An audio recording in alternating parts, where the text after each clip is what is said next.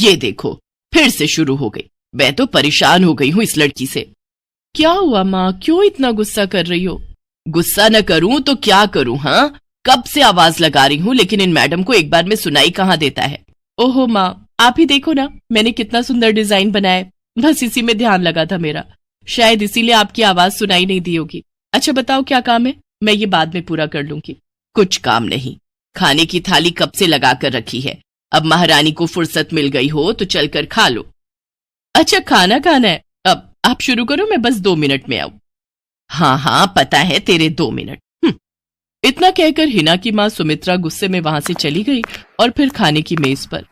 अरे क्या हो गया, इतने गुस्से में क्यों हो भाग्यवान? अब आप ही समझा लीजिए अपनी लाडली को, मेरी तो एक नहीं सुनती। हाँ तो क्या हो गया, तुम पे ही तो गई है। आपको मजाक सूझ रहा है? यहाँ मेरा दिमाग खराब हो रहा है, सारा दिन बस मेहंदी के डिजाइन बनाती रहती है और कोई काम ही नहीं है इसे। इसका मतलब वो सच में तुम पर ही गई है। तुम्हें भी तो मेहंदी लगाने का बड़ा शौक था ना इस उम्र में? हाँ, पर मैं घर का सारा कामकाज निपटाने के बाद ये सब करती थी।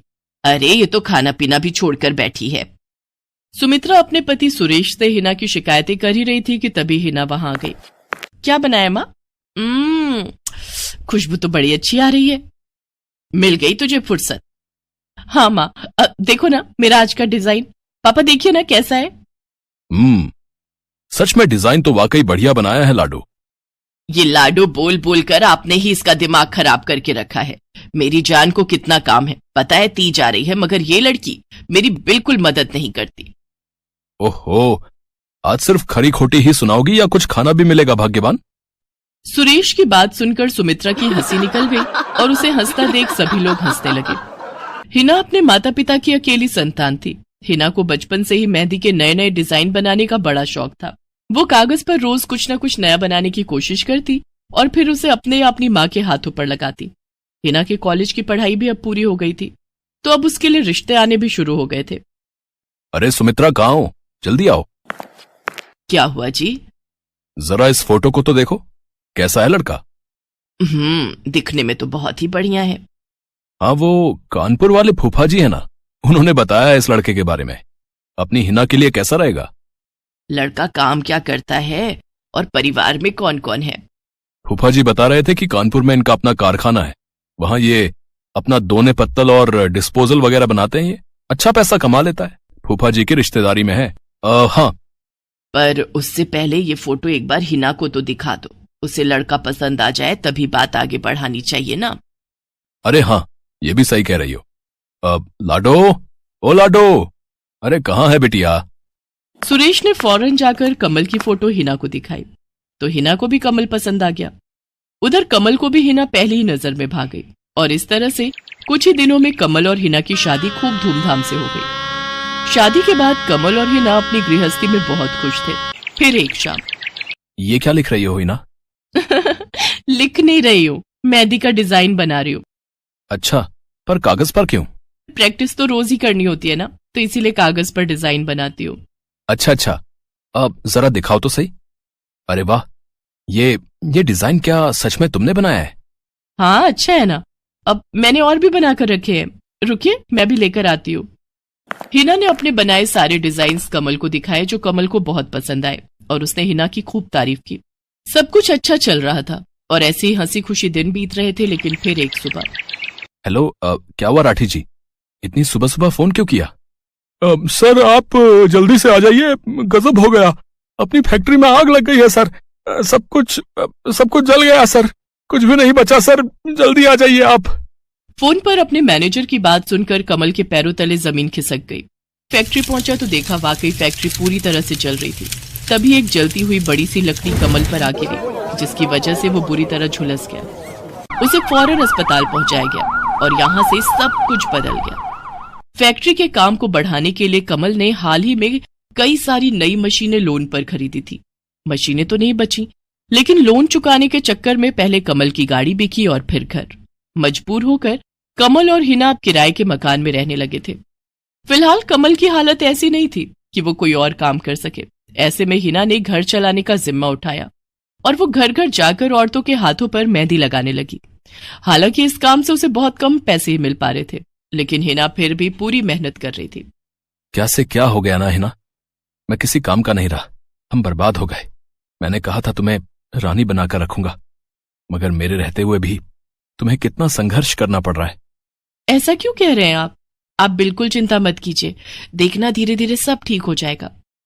हिना चाहती थी कि वो अपना एक पार्लर खोले, लेकिन फिलहाल ये मुमकिन नहीं था।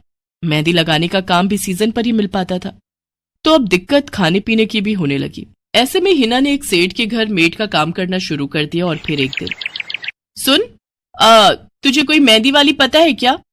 क्यों मैडम? अरे वो तीज आ रही है ना, तो मेहंदी लगवानी थी। हाँ, बाहर इतनी गर्मी है, अब ऐसे में कौन बाहर जाए, तो घर पर ही आकर कोई लगा दे तो बढ़िया रहेगा। अब हाँ मैडम, मैं बहुत अच्छी मेहंदी लगाती हूँ, आप मुझसे लगवा लो। ना ना ना, अगर खराब कर दी तो? तीज की पार्टी है मेरे यहाँ, मेहंदी तो बढ़िया ही लगवानी है मुझे। मैडम आप बिल्कुल चिंता मत कीजिए, और रुकिए, मैं अभी आपको कागज पर मेहंदी का डिजाइन बनाकर दिखाती हूँ, फिर आगे आप ही तय करना। इतना कहकर हिना ने फौरन एक कागज लिया और कुछ ही देर में उस पर एक बहुत ही सुंदर मेहंदी का डिजाइन बना दिया। और फिर, अरे वाह, ये तो सच में बहुत सुंदर है, बिल्कुल नया और बहुत ही खूबसूरत डिजाइन है। अब तू ये डिजाइन मेरे हाथ पर भी सेम टू सेम लगा देगी ना? हाँ मैडम, आप मुझ पर विश्वास कीजिए, मैं बचपन से ये करती आई हूँ। उस दिन हिना ने पूरे मन से अपनी मालकिन के दोनों हाथों पर मेहंदी लगाई। हिना ने जो डिजाइन बनाया था वो एकदम नया था और सुंदर भी। फिर अगले दिन, नमस्ते साहब, वो आपको कुछ? हाँ, मैं तुम्हारा ही इंतजार कर रहा था। ये कल शिवानी के हाथों पर तुम ही ने मेहंदी लगाई थी ना? जी साहब, मैंने ही लगाई थी। अब कोई गलती हो गई क्या मुझसे? नहीं, ऐसी कोई बात नहीं है, बस ये जानना था तुमसे कि मेहंदी का वो डिजाइन कहाँ से देखकर लगाया तुमने? कहीं से नहीं साहब, वो तो मैंने खुद से सोचा था, मैं कभी कहीं से देखकर डिजाइन नहीं बनाती।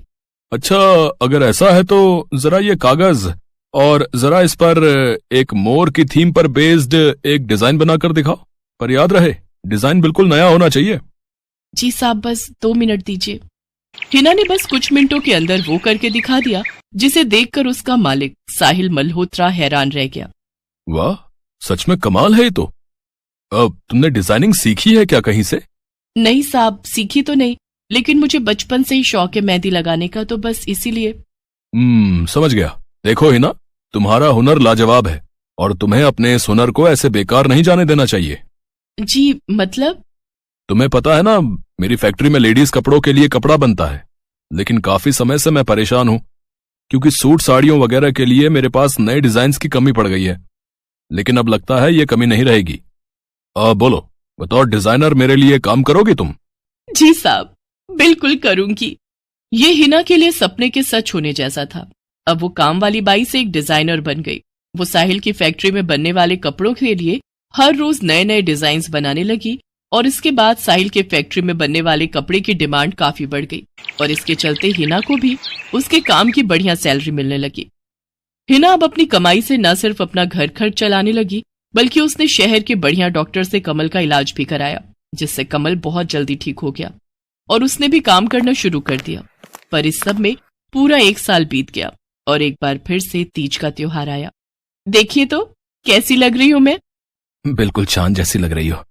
हिना ने नई हरे रंग की साड़ी पहनी हुई थी, जो उसने खुद डिजाइन की थी, और वाकई वो उसमें बहुत ही सुंदर लग रही थी। हिना, तुम सच में बहुत बहादुर हो। मैं तो उस हादसे के बाद उठकर खड़ा ही नहीं हो पाता, लेकिन तुमने सब कुछ ठीक कर दिया। तीज का ये त्योहार ही इसलिए है जी, मैं आपको कभी कुछ नहीं होने दूंगी।